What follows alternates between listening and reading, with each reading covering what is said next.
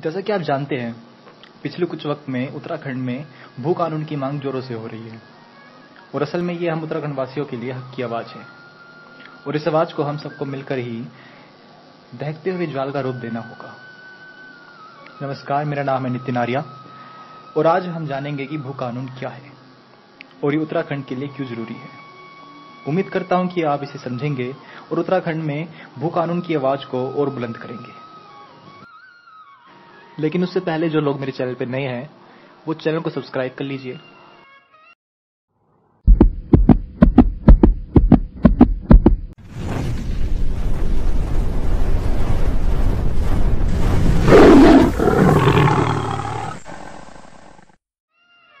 भू कानून को समझने के लिए हमें कुछ पिछले वक्त में जाना पड़ेगा।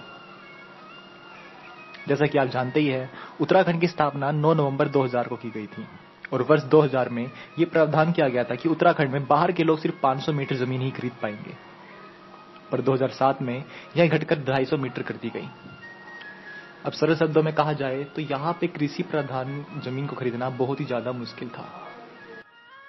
यहाँ तक तो भाई सब ठीक था, लेकिन 6 अक्टूबर 2018 को उत्तराखंड सरकार ने इस कानून में बदलाव कर दिया और जो कानून बदलाव किया गया वो यह था कि कोई भी व्यक्ति अब जितनी भी चाहे उतनी जमीन खरीद सकता है। और यहां से सब कुछ बदल गया क्योंकि अब शहर के लोगों के लिए हमारी उत्तराखंड की जमीन को खरीदना बहुत ही ज्यादा आसान हो गया था। और देखा जाए तो हुआ भी कुछ ऐसा ही। बाहर के लोगों ने यहाँ पे बहुत सारी जमीन खरीद ली, जिसका असर फिलहाल कम दिख रहा है, पर आने वाले वक्त में इसका असर बहुत ज्यादा होने वाला है। इन सब वजह से हमारी संस्कृति, हमारे जंगल, हमारी परंपरा और हमारी लोक भाषाओं पर बहुत ज्यादा बुरा असर पड़ा है और आगे भी पड़ेगा। और अगर हमें भू कानून के लिए आवाज नहीं उठाई तो निश्चित है कि आने वाले वक्त में शायद हम लोग और हमारे बच्चे उत्तराखंड में नौकर बनकर ही रह जाएंगे। और देखा जाए तो हमारे लिए उत्तराखंड की स्थिति हरियाणा, पंजाब और बिहार, राजस्थान से भिन्न है।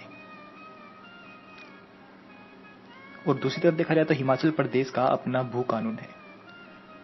उसी तरह और पहाड़ी राज्यों के भी भू कानून है, जिस वजह से वहां पर कोई भी बाहर का इंसान जमीन को नहीं खरीद सकता। और देखा जाए तो उत्तराखंड के पास हिमाचल है, जो कि पहाड़ी इलाकों में सबसे ज्यादा विकसित है। हिमाचल के पहले मुख्यमंत्री यशवंत सिंह परावर, उनको पता था कि हमारे लोग ज्यादा संपन्न नहीं हैं और वो बाहर के लोगों को जमीन बेच सकते हैं। और अगर ऐसा हुआ तो उनके वहां की संस्कृति, परंपरा धीरे धीरे समाप्त हो जाएगी। और 1972 में वहां एक कानून आया जहां पर पहली बार ऐसा हुआ कि कोई भी व्यक्ति हिमाचल की जमीन को नहीं खरीद सकेगा।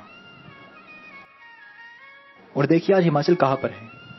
वहां पे पर्यटनों को बढ़ावा दिया गया है और वहां के लोग संपन्न हुए हैं। हिमाचल ने विकास किया। उत्तराखंड भी हिमाचल जैसा ही है। जब हिमाचल भू कानून होने के बावजूद भी विकास कर सकता है तो उत्तराखंड क्यों नहीं। और जब और पहाड़ी इलाकों में ऐसा भू कानून है तो उत्तराखंड में भू कानून क्यों ना बने।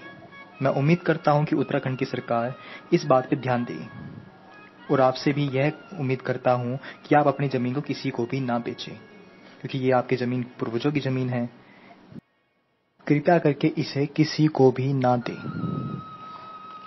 मैं नितिन आर्या अब आपसे विदा लेता हूं और उम्मीद करता हूं कि आप उत्तराखंड में भू कानून की आवाज को बढ़ावा देंगे। मिलूंगा आपसे फिर ऐसे ही किस्से और कहानियों के साथ, क्योंकि साउंड ऑफ नितिन आर्या सिर्फ एक पोएट्री का चैनल नहीं है, ये एक हुंकार है, अकेला सा शोर है जो कभी भी दहकते हुए ज्वाला का रूप ले सकता है।